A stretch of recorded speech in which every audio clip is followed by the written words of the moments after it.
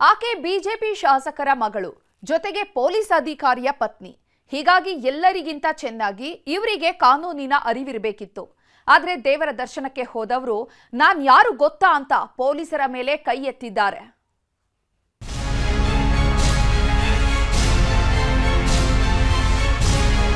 ನನ್ನ ಮಗಳೇನೋ ಕಪ್ಪಾಳಕ್ಕೇನೋ ಹೊಡೆದಿದ್ದಾಳೆ ಅಂತೇಳಿ ನನ್ನ ಮಗಳು ಹೇಳಿದ್ರು ಗಲಾಟೆ ಆಗಿದ್ದು ನಿಜ ಅಂತ ಹೇಳಿದ್ದು.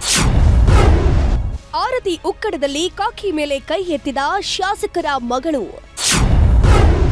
ಪಿಎಸ್ಐಗೆ ಕಪಾಳ ಮೋಕ್ಷ ಮಾಡಿದ ಮಗಳು, ಕ್ಷಮೆ ಕೇಳಿದ ಅಪ್ಪ. ದೊಡ್ಡವರ ಮಕ್ಕಳು ಅಂದ್ರೆ ದೊಡ್ಡತನ ತೋರಿಸ್ಬೇಕು, ಅದನ್ ಬಿಟ್ಟು ದಡ್ಡತನ ತೋರಿಸಿದ್ರೆ ಏನಾಗತ್ತೆ ಅನ್ನೋದಕ್ಕೆ ಈ ಸ್ಟೋರಿನೇ ಜೀವಂತ ಸಾಕ್ಷಿ.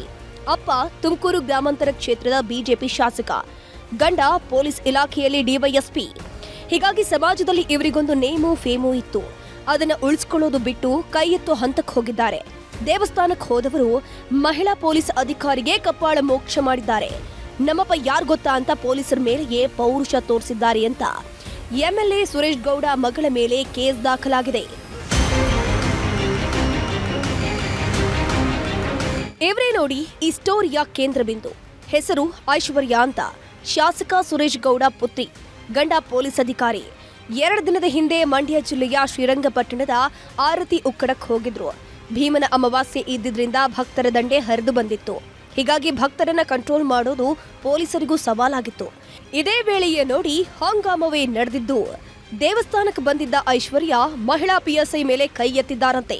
ಅಲ್ಲದೆ ಕಪಾಳ ಮೋಕ್ಷ ಮಾಡಿ ನಿನ್ನನ್ನ ನೋಡ್ಕೊಳ್ತೀನಿ ಅಂತ ಬೆದರಿಕೆ ಹಾಕಿದ್ದಾರಂತೆ. ಈ ಸಂಬಂಧ ಶಾಸಕರ ಮಗಳ ವಿರುದ್ಧ ಎಫ್ಐಆರ್ ದಾಖಲಾಗಿದೆ. ಹಾಗಾದ್ರೆ ಎಫ್ಐಆರ್ನಲ್ಲಿ ಏನಿದೆ ಅಂತ ನೋಡೋದಾದ್ರೆ, 12/8/2026 ನನಗೆ ಕ್ಯಾತನಹಳ್ಳಿ ಪೊಲೀಸ್ ಠಾಣಾ ಸರಹದ್ದು ಆರತಿ ಉಕ್ಕಡದಲ್ಲಿ ಬಂದೋಬಸ್ತ್ ಕರ್ತವ್ಯಕ್ಕೆ ನೇಮಕ ಮಾಡಿದ್ದರು. ಅದರಂತೆ ಮಧ್ಯಾಹ್ನ 2 ಗಂಟೆಯಿಂದ ರಾತ್ರಿ 10 ಗಂಟೆವರೆಗೆ ಗರ್ಭಗುಡಿ ಪ್ರಾಂಗಣದಲ್ಲಿ ಕರ್ತವ್ಯ ನಿರ್ವಹಿಸುತ್ತಿದ್ದಾಗ ಸಂಜೆ 4:30 ಸಮಯದಲ್ಲಿ ದೇವಸ್ಥಾನದ ಬಲಭಾಗದ ಕಡೆಗೆ ಮದ್ದೂರು ಪಿಎಸ್ಐ ಶೇಖರ್ ಅವರು ಒಬ್ಬ ಗಂಡಸು ಮತ್ತು 2 ಹೆಂಗಸರನ್ನ ದೇವಸ್ಥಾನದ ಬಲಬದಿಯಲ್ಲಿ ಕರೆದುಕೊಂಡು ಬಂದರು. ಅಲ್ಲಿ ದರ್ಶನ ಪಡೆದು ನಂತರ ಭಕ್ತರು ಹೋಗ್ತಿದ್ದ ವಿರುದ್ಧ ದಿಕ್ಕಿನಲ್ಲಿ ಬಂದು ನಾನು ಗರ್ಭಗುಡಿ ಪ್ರವೇಶಿಸಬೇಕು ಅಂತ ಹೇಳಿದ್ರು.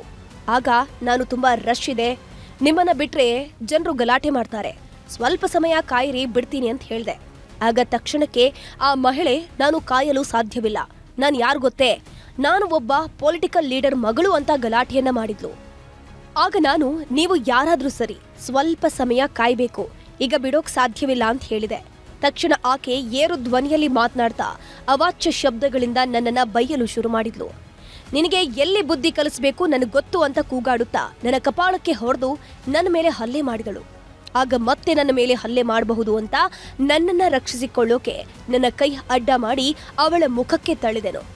ಆಗ ನಿನಗೆ ಒಂದು ಗತಿ ಕಾಣಿಸ್ತೀನಿ, ನಾನು ಒಬ್ಬ ಎಂಎಲ್ಎ ಮಗಳು, ನಾನು ಒಬ್ಬ ಡಿವೈಎಸ್ಪಿ ಹೆಂಡತಿ, ನನ್ನನ್ನೇ ನೀನು ಕಾಯಿಸ್ತೀಯಾ, ನೀನು ಕೇವಲ ಒಬ್ಬ ಪೊಲೀಸ್ ಅಂತ ನನಗೆ ಬೆದರಿಕೆ ಹಾಕಿದ್ಲು. ನಂತರ ಆಕೆ ಹೆಸರು ಐಶ್ವರ್ಯ ಅಂತ ಗೊತ್ತಾಯಿತು.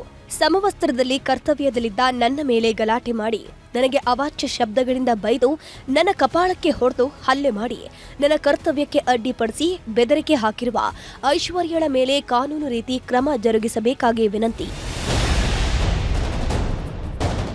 ಹೀಗಂತ ಪಿಎಸ್ಐ ಸಬಿತಾ ಬಿ ಅವರು ದೂರನ್ನ ದಾಖಲಿಸಿದ್ದಾರೆ. ಇಷ್ಟೆಲ್ಲ ಆದ್ರೂ ಕೇಸ್ ಕೂಡ ದಾಖಲಾದ್ರೂ ಇನ್ನೂ ಆರೋಪಿಯನ್ನ ಬಂಧಿಸೋ ಕೆಲಸ ಮಾಡಿಲ್ಲ. ಹೀಗಾಗಿ ಪೊಲೀಸ್ ಇಲಾಖೆ ಮೇಲೆಯೇ ಆರೋಪ ಕೇಳಿ ಬರುವುದಕ್ಕೆ ಶುರುವಾಗಿದೆ. ಶಾಸಕರ ಮಗಳು ಅನ್ನೋ ಕಾರಣಕ್ಕೆ ಪೊಲೀಸರು ಹಿಂದೆ ಮುಂದೆ ನೋಡ್ತಿದ್ದಾರಾ? ಪೊಲೀಸರ ಮೇಲೆ ಕೈ ಎತ್ತಿದವರ ವಿರುದ್ಧ ಪೊಲೀಸರೇ ಕ್ರಮ ಕೈಗೊಳ್ಳಲ್ವಾ ಅಂತ ಸಾರ್ವಜನಿಕರು ಪ್ರಶ್ನೆ ಮಾಡ್ತಾ ಇದ್ದಾರೆ. ಈ ಬಗ್ಗೆ ಶಾಸಕ ಸುರೇಶ್ ಗೌಡ ಪ್ರತಿಕ್ರಿಯೆ ನೀಡಿದ್ದು, ಮಗಳ ಪರವಾಗಿ ತಾವು ಕ್ಷಮೆ ಕೇಳಿದ್ದಾರೆ, ಅಲ್ಲದೆ ತಪ್ಪು ಮಾಡಿದ್ರೆ ಕ್ರಮ ಆಗಲಿ ಅಂತ ಹೇಳಿದ್ದಾರೆ. ಮಾತಿಗೆ ಬೆಳೆದು ನನ್ನ ಮಗಳೇನೋ ಕಪ್ಪಾಳಕ್ಕೇನೋ ಹೊಡೆದಿದ್ದಾಳೆ ಅಂತೇಳಿ ನಾನು ಟಿವಿಲಿ ನೋಡಿದೆ. ನನ್ನ ಮಗಳು ಹೇಳಿದ್ರು ಗಲಾಟೆ ಆಗಿದ್ದು ನಿಜ ಅಂತ ಹೇಳಿದ್ದು. ದೇವಸ್ಥಾನದಲ್ಲಿ ಯಾವಾಗಲೂ ಶಾಂತಿಗೆ ಹೋಗೋದು, ಗಲಾಟೆ ಆಗಬಾರ್ದಾಯ್ತು. ನನ್ನ ಮಗಳು ತಪ್ಪಿದರೆ ನಾನು ಕ್ಷಮೆ ಕೇಳ್ತೀನಿ. ನನ್ನ ಮಗಳು ತಪ್ಪಿದರೆ ನೋಡೋಣ ಏನಾಗುತ್ತೆ ಅಂತ ಕಾನೂನಲ್ಲಿ ಹಾಕಿದ್ದಾರೆ. ಕೋರ್ಟಲ್ಲಿ ನಾನು ಕೂಡ ಅದನ್ನು ಮಾತಾಡ್ತೀನಿ. ಒಟ್ನಲ್ಲಿ ಎಷ್ಟೇ ಪ್ರಭಾವಿಗಳಾಗಲಿ, ಎಷ್ಟೇ ದೊಡ್ಡವರಾಗಲಿ, ಕಾನೂನು ಅನ್ನೋದು ಎಲ್ಲರಿಗೂ ಒಂದೇ. ಹೀಗಾಗಿ ಪೊಲೀಸರು ಯಾವ ರೀತಿ ಕ್ರಮ ಕೈಗೊಳ್ತಾರೆ ಕಾದ್ ನೋಡಬೇಕು.